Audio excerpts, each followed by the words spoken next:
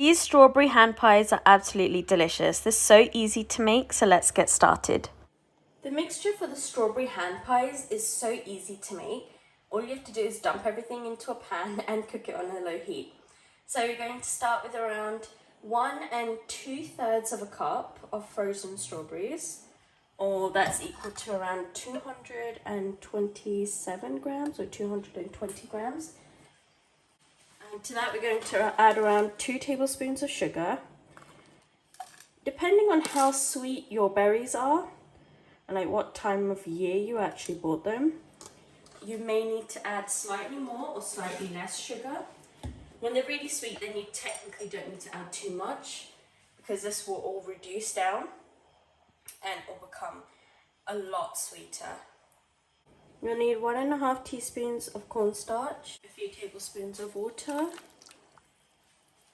and a couple tablespoons of freshly squeezed lemon juice. You just want to place it on a low heat and cook it for around 5 minutes until it's nice and thick. As the strawberries break down, you'll begin to see that they'll fall apart and separate from each other. So you don't actually need to break them apart in the beginning. It just takes a couple of minutes and then they'll break down.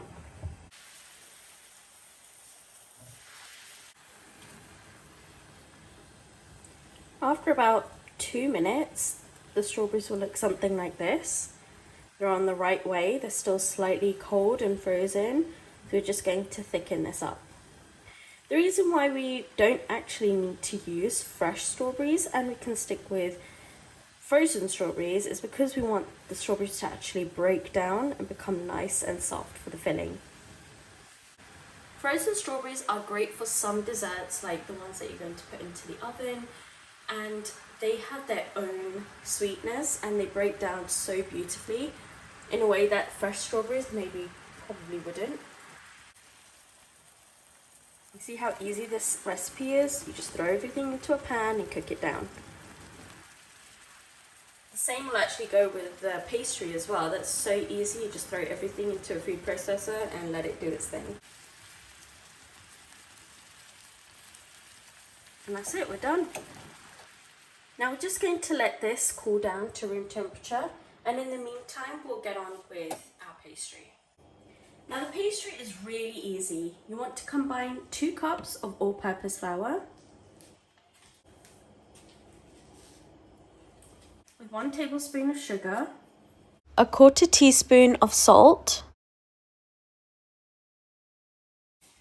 To that we're going to add 8 ounces, which is around 220 grams of cold butter cut into cubes. Then we're just going to pulse this mixture until we get a texture like coarse breadcrumbs. Add 1 egg and a couple of tablespoons of milk. Pulse this until everything comes together. It will quickly come together like a dough, like this. That's when you turn it off, remove the lid, and the dough is ready. It's not sticky, as you can see. It's quite palpable, it comes together. It's really nice and soft. Perfect. Okay, so we've just inverted the dough onto our board. We're going to divide the dough into 2. Perfect. Now that we've just wrapped them up in some cling film, we're going to chill the dough for about an hour and then we're going to roll it out. So the dough has been chilling and we've now decided that we're going to roll it out. Just flour your surface ever so slightly, and you want to roll this out onto a... Now we're just going to roll this out onto a floured surface until it's nice and thin. And you're just going to cut your pastry into squares or rectangles or whatever shape you prefer.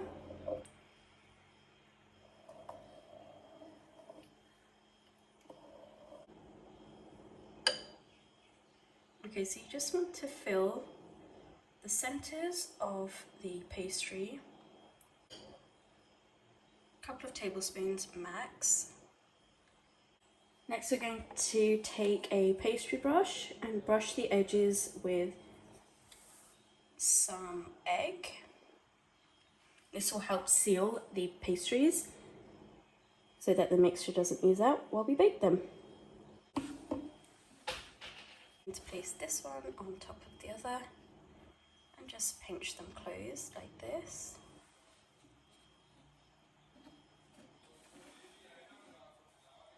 Just pinch the edges like so. You don't really need to pinch them too tight because they generally do stay closed. Now we're just going to do the same with the other one. That's it. Perfect. Now we're just going to continue doing that with the rest of the dough, and then I'll show you what they look like before putting them in the oven.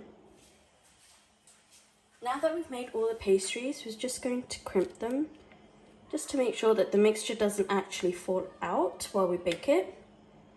And once you've crimped the edges, you can create little cuts in the tops just so that you have a vent so that all the air, the hot air can actually come out. So you can make designs like this, which is very classic, or you can get proper cute little tools that will actually create these cute little designs for you. I think I'm just going to stick to the classics. Now we're just going to top them with some egg wash. Make sure you get all the way to the edges. So if you were to freeze these for another day, the step before the egg wash would be where you'd need to start. Then you can place them on a tray and put them in the freezer until frozen solid.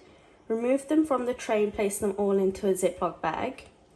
And then when you want to bake them, just take them out of the oven, cover them in an egg wash and some coarse sugar, and just bake them at 180 for around 15 to 20 minutes. See, it's just simple as that.